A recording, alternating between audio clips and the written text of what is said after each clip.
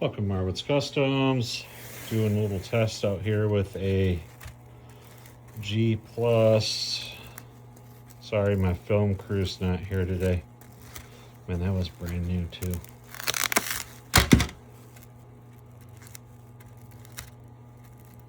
Track's just gross. So, any of you guys want to step up and do a track cleaning video, or just go to Hardin Creek Slots and watch Terry's. That's probably the most informative one I've ever seen. So we got the Pro 4 magnets, a stock, new old stock armature. Make sure my band is not unclipped there. It's just turned a little bit. I did change the rear tires, but when we do the videos for the on the dyno, and then we'll kind of do like a bracket, and we'll start talking tire sizes. And again, my track, which before I film, this is take 7,000. I can sit out here and run this like this, and it's just wicked. That's an Aroura G Plus. So it's kind of a neat thing to be like a part of, and then also like build like 10 or 12 of these and do some testing with different gears, different wheels. I got all of them are built. I'm just waiting on the dyno from Joey Cannell, and I'm not rushing them in any way, shape, or form. It's just, once they're here, we'll go through this. I just figured I'd bring one out and show you what they're capable of doing. I know a couple of you have posted videos, but you didn't really kind of spec them out. So this car's like all stock. It's new old stock parts. Get it in frame. The brush barrel retainer clip, we'll use the full name because I just call them a brush barrel retainer, but they are a clip, I guess, because they hold your shoes on. So I showed you a video on how to put those in, and actually this morning was kind of dinking around with one, and I think I may have found an even easier way, but we'll get to that down the road. I want to do like 4 or 5 more before I do a video. But stock motor, 823. The only thing not stock is the magnets in these rear tires. So even these cool green wheels you can get from Slot Car Central, and they go on the test body, which is my Camaro. So we got the whole little Irish thing going on here. So we'll do a few laps with this, and with, you already seen, with a body. I don't want to like push it too far or anything.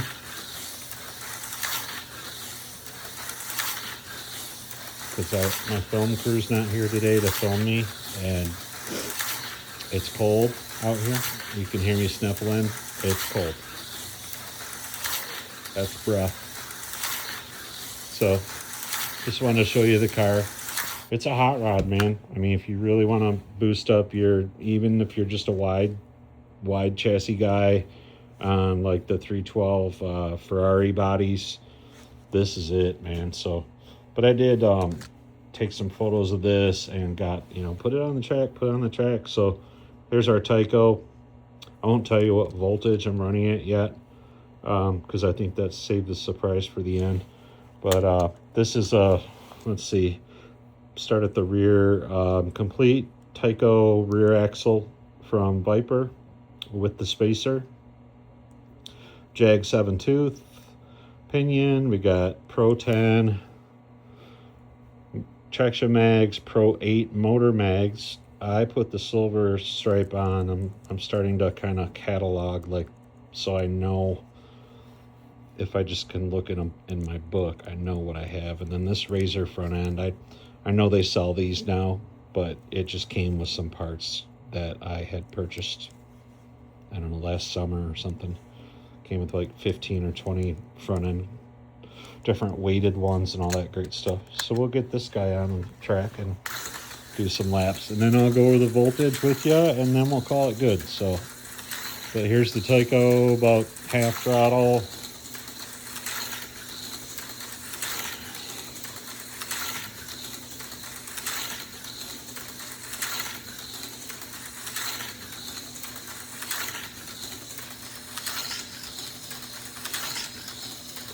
Again, it's just an oval setup. I came out here today. It's a garage. We're not under construction yet. Building a room in here, so a little damp even though this gets covered. So part of my road course wouldn't run, so I just made an oval to do the video. If you do have any questions regarding your G+, one obvious one is if you have an old G+ and you just want to swap out the magnets, and you lift it up and there's a big ball of hair and it's all copper wiring, your armature didn't cut it for these magnets. I've seen basically 100% of them fail. So this is only one of two stock motors that I have. The other, I don't know, 10 or 12 that we built are rippers, and kind of digging this Tyco. Be a cool road course car. So I know you can't hear the going on, but it's happening.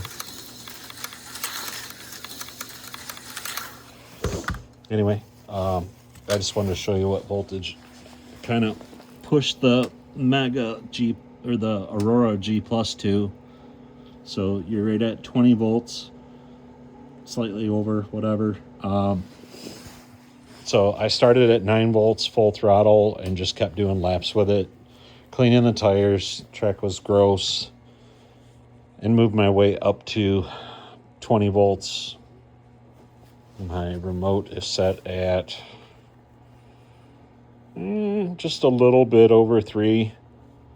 So I did peg it. I mean, I've tried like every combination, but I never went above the 20 volts. And I run between 16 and 18 on this track.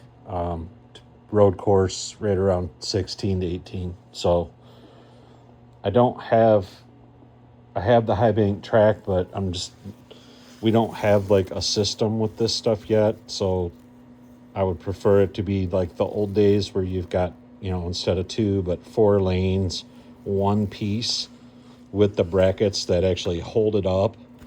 That would be pretty cool. So enough griping. Hope you enjoyed the video. I do have some surprises with the Viper cars when we go to do the dyno videos. And then, like I said, we'll do a bracket. I'll get a dry erase board out here and we'll do like a bracket setup and just kind of go down try and figure out the happy medium with these cars. So find the perfect combination for, all of you to have a basic car that you can run and you're not wrecking into walls. Because I do have a couple of these, the way they spun up, where I can tell by ear they're going to be twice as fast as what you just watched, and that's with a Pro 4 magnet. So you can only imagine if they were to make a Pro 8 or a Pro 10, what that would be like. So we shall see. Any questions? Leave them in the comments. Marwood's Customs out.